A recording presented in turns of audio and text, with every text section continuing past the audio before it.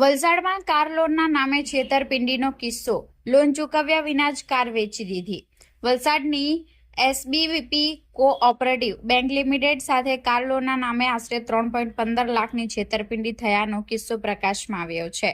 આ મામલે બેંકના ઉપરી મેનેજરની ફરિયાદના આધારે વલસાડ શહેર પોલીસ સ્ટેશનમાં ગુનો નોંધવામાં આવ્યો છે. ફરિયાદ મુજબ મુઘુ ગામના રહેવાસી યશ રશ્મિકાંત પટેલે જાન્યુઆરી 2024 દરમિયાન ટાટા નેક્સોન કાર ખરીદવા માટે બેંકમાંથી કાર લોન મેળવી હતી. લોન મંજૂર થયા બાદ વાહન ખરીદી માટેની રકમ ડીલરને ચૂકવવામાં આવી હતી અને કારનું રજીસ્ટ્રેશન પણ કરવામાં આવ્યું હતું. તપાસ દરમિયાન સામે આવ્યું કે આરોપીએ બેંકની પૂર્વ મંજૂરી લીધા વિના અને લોનની બાકી રકમ ચૂકવ્યા વગર જ કાર અન્ય વ્યક્તિને વેચી દીધી હતી. વધુમાં વાહનના રજીસ્ટ્રેશનમાં બેંકના હાઇપોથેકેશનની નોંધણી પણ કરવામાં આવી ન હોવાનું જાણવા મળ્યું છે. બેંક દ્વારા વારંવાર નોટિસ પાઠવી તેમજ વાહન ઇન્સ્પેક્શન માટે સંપર્ક કરવામાં આવ્યો, પરંતુ કોઈ સંતોષકારક જવાબ મળ્યો ન હતો.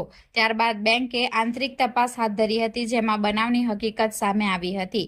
આ મામલે બેંકના ઉપરી મેનેજરે વલસાડ શહેર પોલીસ સ્ટેશનમાં ફરિયાદ નોંધાવતા પોલીસે ગુનો દાખલ કરી આરોપીની ધરપકડ કરી છે.